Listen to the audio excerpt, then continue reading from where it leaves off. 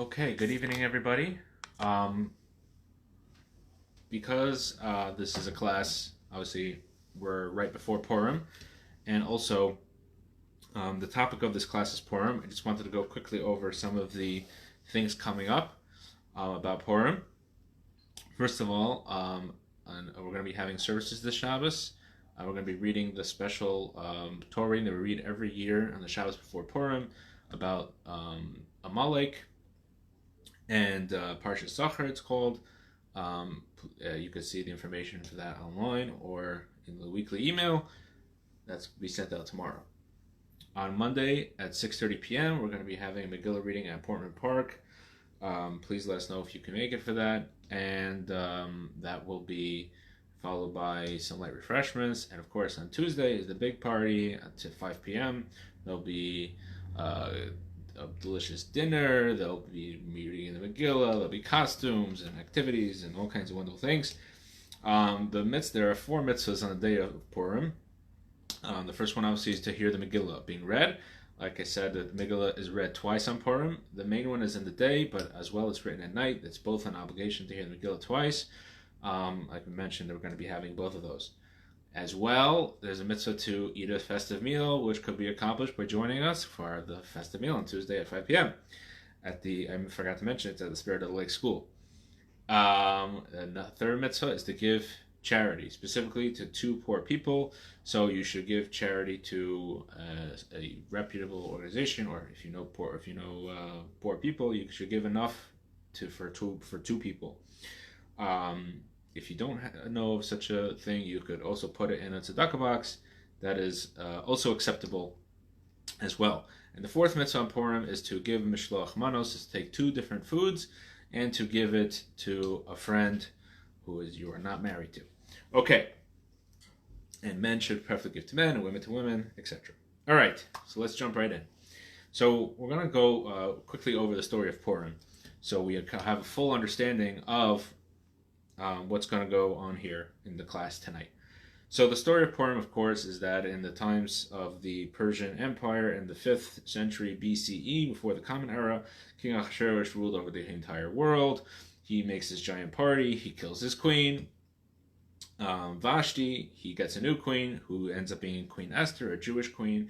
And Haman, the evil Haman, rises to power, and he decides to kill all the Jews. Ahasuerus is happy to join along, and the Jews are eventually saved through the intervention of Esther against Haman. Haman has a tremendous downfall. I'm going very quickly because I think everyone knows the story. And that's basically, as they say, on one foot. So, and we celebrate, as we mentioned, on every year on the 14th day of Adar, and with the 4 mitzvahs that we mentioned previously in the beginning of the class. So let's zoom in for a moment on one of the stories, one of the subplots within the Megillah. One of the subplots is that Mordechai knows about the decree. The decree was supposed to be secret. The decree leaks, as they say, right? So people are always talking about in politics, there's leaking going on. This is nothing new, right? The decree leaks. And well, according to some opinions, it was actually the Mordechai heard from a spiritual leak. But no matter how you slice it, there was a leak. Mordechai knows, and he says to Esther, he sends a message to Esther, you have to do something. And he has Esther's faithful page, as they say, his messenger. Her messenger, his name was Hatach or Hasach. However, I'm not sure what his name actually was, but one of those, Hatach, probably more likely, and who our sages say was Daniel. And he goes back and forth between Esther and Mordechai says as follows. I'll read it in the English. He tells her she has to approach King Ahasuerus and beg for the Jewish people's salvation. Mordechai replies, and he says, if you remain silent at this time, relief and deliverance for the Jews will arrive from another place, because the Jewish people will be forever. But if you and your father's family will perish, right? So it's you got to do it, and if you're not, it's going to get done. And if you don't do it, someone else will, but you'll be done. And Mordechai continues and says, who knows, perhaps it was for such a time that you came to your royal position. Right? Maybe this is why you became the queen, was for this moment. And the real question that we're going to focus on is Esther was a righteous woman, right? We all know that. We know she was the Megillah was divinely inspired. It's the last of the books of Tanakh to be canonized in the canon of the 24 books of Tanakh. And Esther is not looking for excuses, right? If Mordechai is the leader of Jewish people, and also her uncle, tells her, you gotta go, and he tells her, if you don't do it, it's gonna happen anyways, right? Why all of a sudden, maybe this is why you became the queen. Why is that such a good argument? That finally convinces her to go and to risk her life to beg for the Jewish people's continued existence in the Persian Empire. So in order to understand this, we have to take a step back. We're going to go to what is the purpose of life itself, right? We know the soul's natural habitat is the Garden of Eden, right? Heaven, right? So why does the soul have to come down here? Because it has to, in the soul coming down here is very risky. It's a very big risk, right? What is the expression? High risk, high reward. There's a very high risk, right? We know there's temptation in the earth down here, right? And there's many souls don't make it as far as being completely sin-free, I guess is the best way to say it. So why does the neshama have to come from its natural habitat and come down here? So in order to understand this, we're going to go to a story in the Talmud, a fascinating story that I think we could really break down this whole idea. And the story is as follows. There were two rabbis named Rabbi Yosef. And Rabbi Yosef says to the other Rabbi Yosef, he says, Rabbi Yosef and Rabbi Yosef, the son of Rabbah. And he says to Rabbi Yosef, the son of Rabbah, Avuch b'ma haya zahir tfei. What mitzvah was your father most careful about?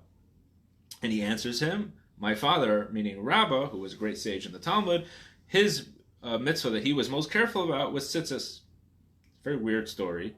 First of all, what does it matter? And second of all, what is he most careful about? Rabbah was a great sage in the Talmud. He's mentioned dozens, if not hundreds of times in the Talmud, right? And why? What do you mean? Like, what is he most careful about? He wasn't religious. He wasn't careful about the tefillin. He wasn't careful about not eating chametz on Pesach. I'm sure he was careful about every mitzvah. What do you mean? Which mitzvah was he careful about? So in Hasidism, it actually explains that every single person has their mission in life, right? And the word Zahir Tefeh, which could be translated as what was he most careful about, can also be translated as the word Zahir comes from the word Zohar, which means to shine. In other words, in what mitzvah did your father shine? What was his purpose in this world? The Baal Shem Tov tells us that a soul could come down to this world for 70, 80 years to do one favor for another Jew. That's it. The whole thing, all the incidental mitzvahs that he does, is all pointing towards this one mitzvah that the neshama came down in order to accomplish this. Okay? Now, obviously, the fact that this neshama came down to do this one thing shows that this one thing is essential to this neshama, to this soul. So, based on this, we could have a little bit of a better understanding of what Esther's conversation is with Mordechai. Esther's response to Mordechai is that you need to fast for me, you need to pray for me, right? And she says, in the end, I am violating the king's law. I'm going to come to the king against the law, asher loy chadas, against the law, v'chasher avadati, and I will, and if I am lost, I am lost. Which is a very strange thing. Like, okay, so we know you're going to break the law, right? Breaking the law to go approach the king without being summoned. What is this whole conversation?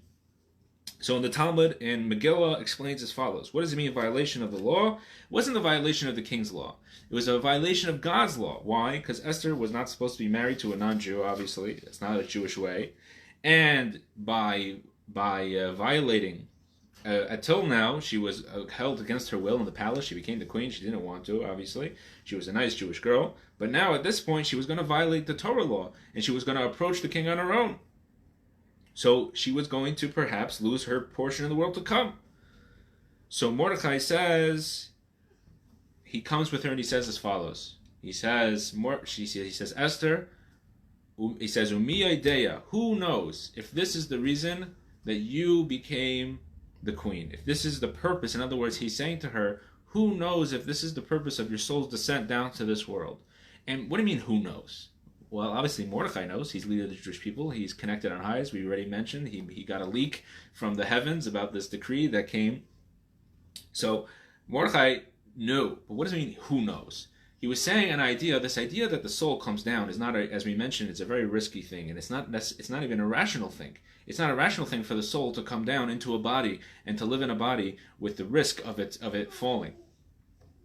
So what Mordechai is saying is, Mi Yodea, is who knows, as far as it's something that's beyond knowledge. Yodea means knowledge, right? So who knows, meaning it's beyond knowledge. This is like your purpose, that is your soul, you're on a soul level, beyond the logic, that this is the purpose of you coming down into this world. Right? Just like the father of Rabbi Yosef, Rabbah, his special thing was that he was excelled in the mitzvah tzitzis. That was his purpose of his soul coming down into this world. And like the Baal Shem Tov said, sometimes the soul could come down to do one person a favor. Esther's mission in this world was to save the Jewish people, right? And for that, since the leader of the Jewish people told her that to do that, she had to violate the Torah and perhaps lose her portion of the world to come. She was following Mordechai, following the leader of the Jewish people, but it doesn't matter, because this was the reason for her soul. Now, what does this have to do with us? I always like to say that the Baal Shem Tov tells us that it says in the laws of the reading the Megillah that you're not allowed to read the Megillah out of order. And the Baal Shem Tov teaches us, what does it mean you're not allowed to read the Megillah out of order? It means if you read the Megillah, right, out of order, meaning as if it's like something in the past, right, that you read it that it's not current, it's not something that matters, then you don't fulfill your obligation. In other words, the Megillah is a story of us. Right? So what does this have to do with us? So I'm going to tell a story. And I think the story really illustrates this idea and what it means for us to find our mission in life. As follows. There was a famous chassid of the Alter Rebbe, the first Chabad Rebbe, and he lived in the city of Beshenkovitz. He knew the entire Talmud by heart. And one time when he visited his Rebbe, the Alter Rebbe, in the city of Liadi, the Alter Rebbe said to him, for the benefit of your soul, it is better to be a wagon driver than a rabbi. Okay? He didn't know what it meant. His Rebbe had told him that. Comes by a decade later, and the Alter Rebbe, the Rabbi Shneur Zalman of Liadi, had passed away in the year 1813, and this was about a year later, in the year 1814, he was approached to become a rabbi. See, this idea popped in his head, and he said, okay, I know what I have to do. So he at the time, he was already an older man. He was probably in his 60s or 70s. And he starts to become a wagon driver. So he shows up to the place where all the wagon drivers, I guess the equivalent of like the taxi hub, right, and like the airport.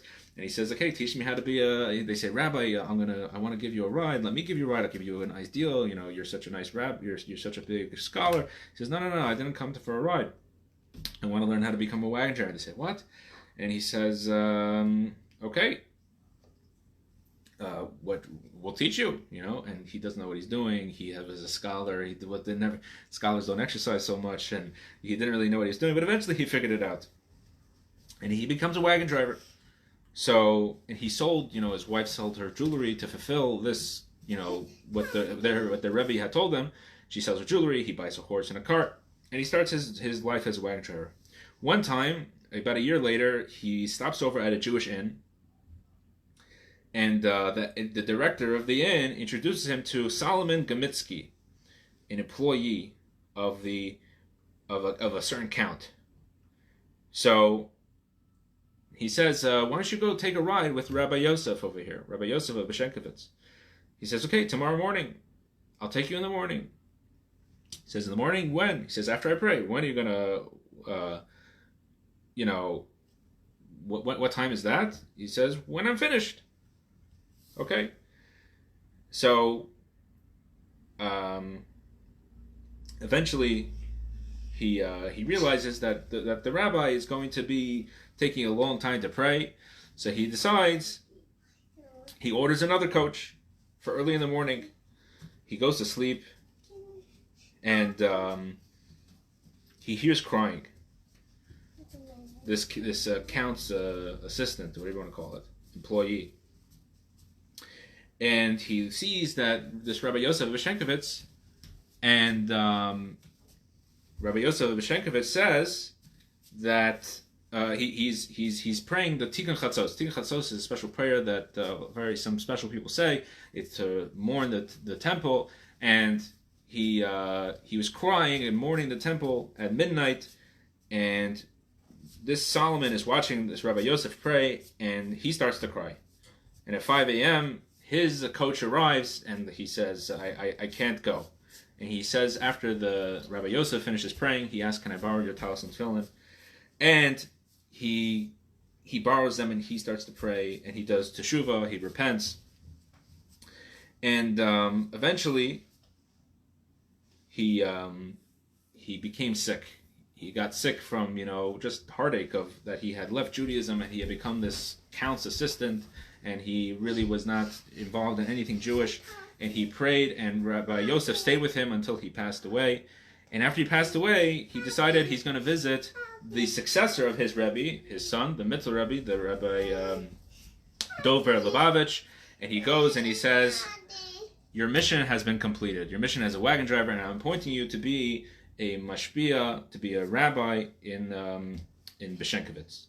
And so what do we see from this story? This Rabbi Yosef was a tremendous scholar. He could have accomplished tremendous amounts as a rabbi. He could have accomplished tremendous amounts in his own personal scholarship, but he threw it all away because a leader of his rabbi, the leader of the Jewish people, told him that this is your mission in life. Your mission in life is not to be a scholar, not to be a rabbi. Your mission in life is to find this one Jew who needs to come back to Judaism, and you have to be a wagon driver, and it's humiliating for a rabbi of his stature to be a wagon driver. And he followed it, and that was his purpose in life, right? So even though he didn't become a big rabbi until a couple of years later, right? The truth is that he actually fulfilled his mission in life. And so what does this mean for us? Is that we have to figure out that whenever we have an opportunity to do a mitzvah, right? An opportunity to do a mitzvah, and especially a mitzvah that is stressed by the leaders of the Jewish people of our time, right? A mitzvah which is to Avos Yisrael, to love your fellow Jew, a mitzvah to put on tefillin, to light Shabbos candles, whatever the mitzvah is that comes the opportunity, we have to realize the reason this opportunity came to us by divine providence means that right now, this must be my mission in life. Even though maybe I have an opportunity to do something else, maybe I have an opportunity to be a scholar, maybe I have an opportunity, but right now, there's something in front of me. There's an opportunity to help another Jew. There's an opportunity to do a mitzvah. We have to take advantage of that and say, maybe this is the reason I came to this world. Maybe this is the reason my soul took such a high risk for this reward. So, and really this is one of the lessons of Purim, right? That we have to sometimes recognize that it's not all about us. It's not about all our personal achievement. Even personal achievement for Esther was the world to come, right? That's nothing to throw away. We have to realize it's not just about us. It's about helping others. And when we have an opportunity to help somebody else, we can't say, well, it's going to damage me personally. I just finish with one quick story, anecdote kind of a thing, that it says that in Judaism, that when you cut your nails, that the nails, even though it's not really part of your body, it has some sort of connection to your body. I'm not go down that rabbit hole, but it still has some sort of connection to your body, and anything that happens to it kind of has an effect on you. But the nails, the clippings, actually have a impurity on them, and therefore you shouldn't leave them around. So the Talmud says that somebody who is a righteous person buries them because he doesn't want other people to step on them and possibly be harmed.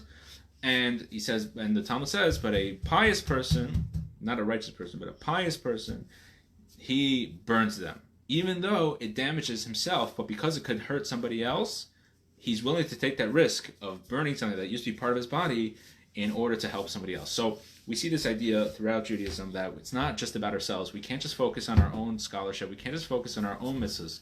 We have to think about, and sometimes we have to, our own body sometimes can be the adversary, right? Sometimes it is within us, our bodies versus our souls. But in a general sense, we have to always help somebody else. So if you have an opportunity to help somebody else, be like Esther. Don't be selfish. Think about, maybe this is the reason I was born. Have a wonderful Shabbos and a happy Purim, and hope to see you over the Purim long, long weekend.